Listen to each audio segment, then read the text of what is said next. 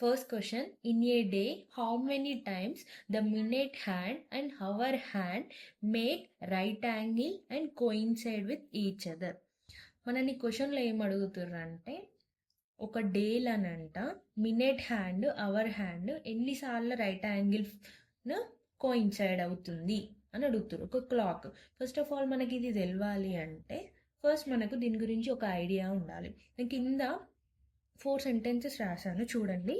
12 hours clock అయితే 11 times coincide అవుతుంది. Right angle 22 times. ఓకేనా. 24 అవర్స్ క్లాక్ అయితే 22 టైమ్స్ కోయిన్సైడ్ అవుతుంది.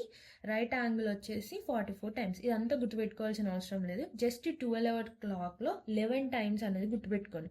12 అవర్ క్లాక్లో 11 టైమ్స్ కోయిన్సైడ్ అవుతుంది అంటే 11ని డబల్ చేస్తే 22 టైమ్స్ రైట్ యాంగిల్ ఫామ్ అవుతుంది. ఇది ఒక్కటి గుర్తుపెట్టుకుంటే చాలు.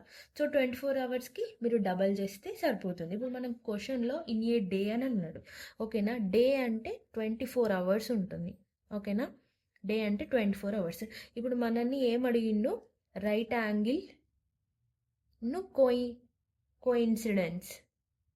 కోయిన్సైడ్. ఓకేనా. ఎన్నిసార్లు రైట్ యాంగిల్ ఫామ్ అవుతుంది, ఎన్నిసార్లు కోయిన్సైడ్ అవుతుంది అని అడుగుతారు. ఓకేనా. ఫస్ట్ మనం 12 అవర్స్ గుర్తుపెట్టుకుంటే చాలు. 12 అవర్స్లో 11 టైమ్స్ అంటే 11ని డబల్ చేస్తే 22. సో 12 అవర్స్ దాన్ని 24 దానికి డబల్ చేస్తే అయిపోతుంది.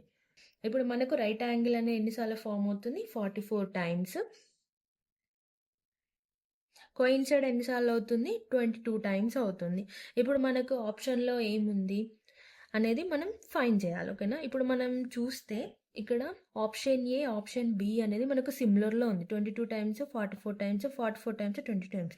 ఈ రెండు కరెక్టే, కానీ మనకు కన్ఫ్యూజ్ అవుతుంది. మనకు క్వశ్చన్లో ఫస్ట్ ఏమి ఇచ్చిండు? రైట్ యాంగిల్ ఇచ్చిండు. తర్వాత కోయిన్సైడ్ అవుతుంది అని అడిగాడు. సో ఫస్ట్ రైట్ యాంగిల్ ఎక్కడుంది? ఇక్కడ లేదు. రైట్ యాంగిల్ ఇక్కడ ఉంది. రైట్ యాంగిల్ అనేది 44 టైమ్స్, కోయిన్సైడ్ అనేది 22 times. So option B is the correct answer. మనం ఆప్షన్స్ పెట్టేటప్పుడు ఫస్ట్ క్వశ్చన్లో ఏమి ఇచ్చిండు దాన్ని ఫస్ట్ వస్తుంది, తర్వాత సెకండ్ ఇచ్చింది సెకండ్ వస్తుంది. నేను చెప్పింది మీకు అర్థమైంది అనేసి నేను అనుకుంటున్నాను.